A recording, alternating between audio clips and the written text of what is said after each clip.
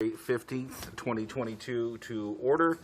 And as a means of starting, I'll ask the clerk to record our attendance here this evening. And I do notice that we have some folks joining us online, some of our directors, and obviously Mayor Adam Lorden is not here tonight. He sends his regrets. He's out of town on personal business. Our next item is the approval of our agenda this evening. Can I have a mover for that? Councillor Arsenault, and seconded by Councillor Johnson. Thank you. I'll call on the vote. All in favor? And the motion is carried. Disclosure of any conflicts of interests this evening? And seeing none, we will move on. Agenda item number 5. We have a presentation this evening, Maritime Enforcement Services Incorporated, effective January 1st, 2022.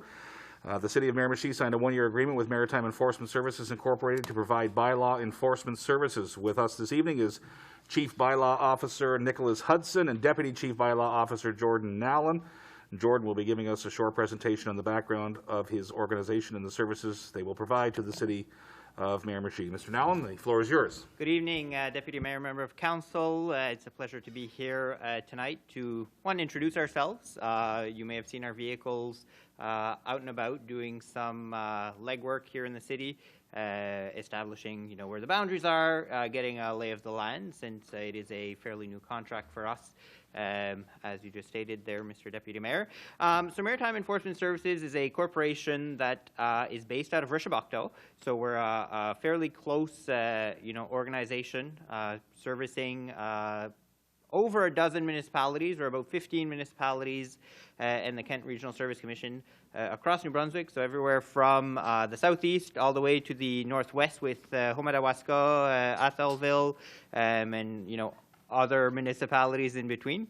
So essentially the demand from municipalities came that smaller municipalities weren't able to provide their own in-house bylaw enforcement. So there was always a need for either unsightly premise or dangerous premise, animal control or other issues that were not getting dealt with, or it was staff wearing multiple hats trying to deal, so the clerk, for instance, having to deal with a lot of files.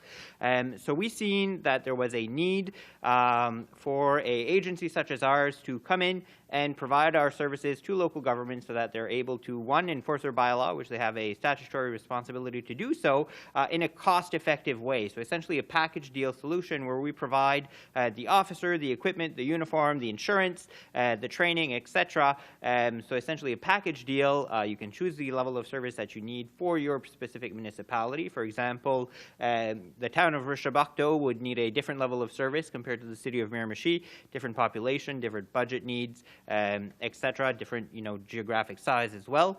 So we're able to come in, provide these solutions to local governments. We've been in operation since 2020, servicing in the Kent region since the winter of 2020 as well. As I mentioned, things are going very well. We're keeping busy. So far, we've, in the Miramichi region, has been primarily doing some patrol, getting ourselves set up. We do have an office space in the Miratech building where we're working out of. We're going through your bylaws to ensure that the officers are well aware. So we have a total complement right now of 6 officers working across New Brunswick. That includes myself and Nick behind me.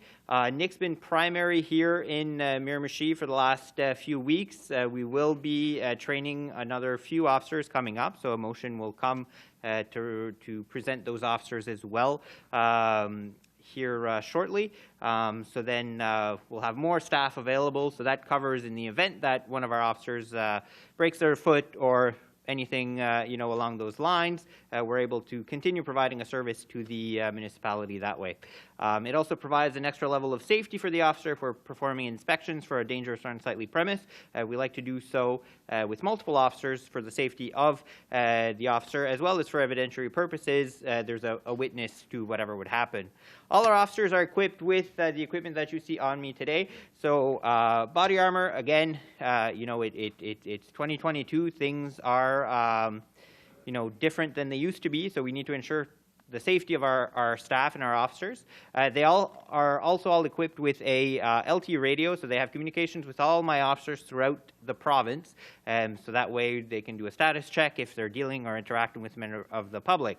Another thing that we deploy is body-worn cameras for all our staff, so anytime we have an interaction with a member of the public, whether it be through enforcement action or a general concern for the well-being of a member of the public, body cam will be activated, so that way there's a record of that. We keep those in our records for a period of 7 years, as with legislation. And again, it acts as a protection for the officer, also acts as evidence, crucial evidence, should a matter go before the courts. We obviously have a cell phone.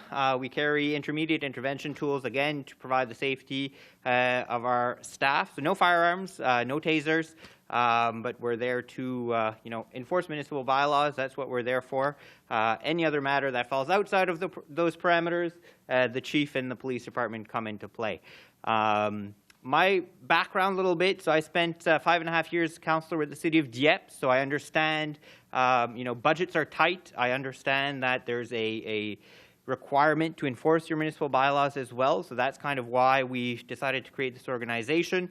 Nick owns a security agency in Moncton, so this kind of fell through like that. Our other business partner is a former lawyer, so we're bringing in this expertise to be able to provide a good service to municipalities, the first of its kind in New Brunswick, and we're hoping to, grow through great contracts like these and through partnerships with the city of Miramichi and through other municipalities. So, grosso modo, that's pretty much that. We do provide a bilingual service, should the need arise. But if there's any questions, I know it's a very quick overview. I don't want to burden you guys with too much information all at once. We'll be sitting on the bylaw renewal committee, so giving our input, as will be the enforcement body for a lot of those as well. I'll take any questions if there are any. All right, thank you, Mr. Nell. Are there any questions from the floor here this evening? Councillor Johnston. Thank you, Deputy Mayor Quinn. Thank you for the presentation. I will commend you on looking very professional in uniform, and your kit appears to be top-notch as well. That gives me solace to think that we have hired a company that does present professionally and appears to be outfitted well. You mentioned different intermediary tools that you might use of force, from a use of force perspective. Do you carry OC spray? We carry dog spray. Again, a big portion of what we do is animal control or dealing with animal complaints.